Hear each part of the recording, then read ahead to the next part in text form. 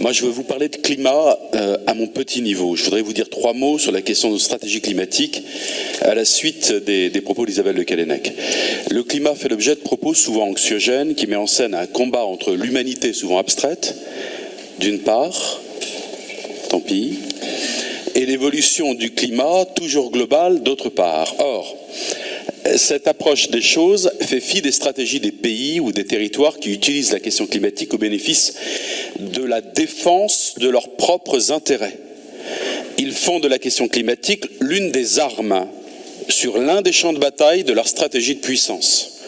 Vous l'avez compris, je pense à la Chine, à la Turquie, aux pays du Golfe Persique, à l'Inde, aux États-Unis parfois. Alors, ne soyons pas ni naïfs, ni trop européocentrés dans notre réflexion.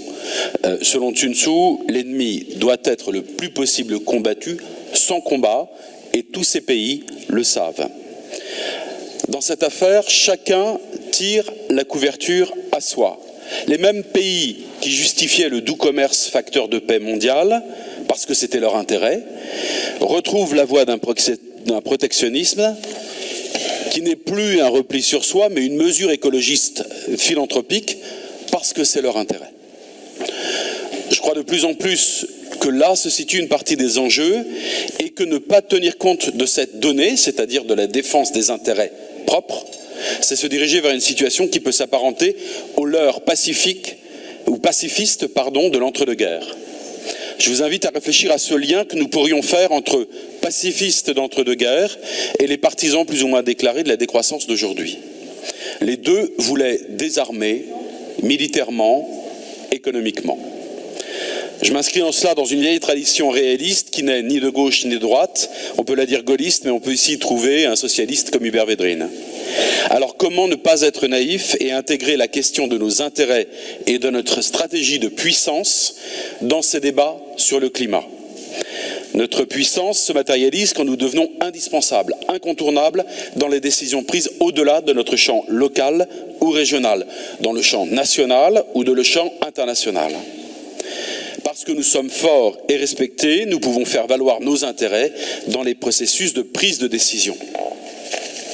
La conduite du monde, ne vous en déplaise, ce sont aussi des rapports de force, et je ne suis pas marxiste. Continuons à rester indispensables, incontournables, comme puissance agricole, industrielle, touristique, comme puissance démographiquement attractive. Oui, une démographie dynamique est l'un des éléments de notre puissance. Trivialement, ne nous mettons pas de balles dans le pied avec nos stratégies climatiques. Ça ne veut pas dire qu'il ne faut pas en faire. Ça veut dire qu'il faut intégrer la question des intérêts dans la réflexion. Le débat sur le climat nous interroge également sur la question des libertés et de leur exercice. Notre identité occidentale s'est construite depuis la Grèce antique sur la question de l'articulation entre l'exercice des libertés des personnes et les contraintes de la vie collective. Nos démocraties libérales occidentales sont le fruit de cette histoire et de cette identité.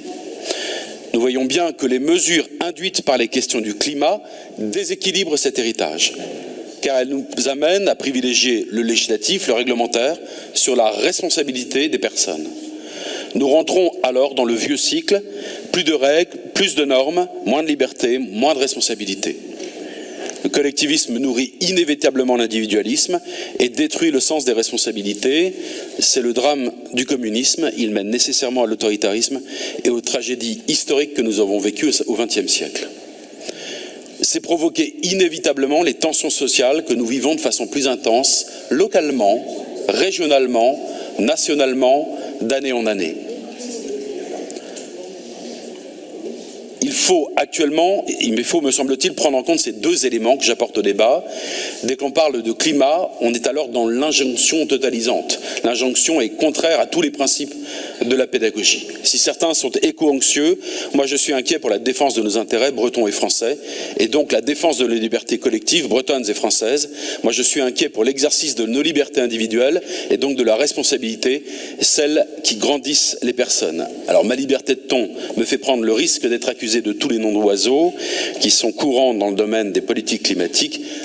Rassurez-vous, je lis les travaux scientifiques, comment ne pas les lire? Je ne suis pas scientifique, mais je les prends tels quels. En revanche, j'ai la prétention d'avoir un peu d'expérience politique et de connaissances historiques.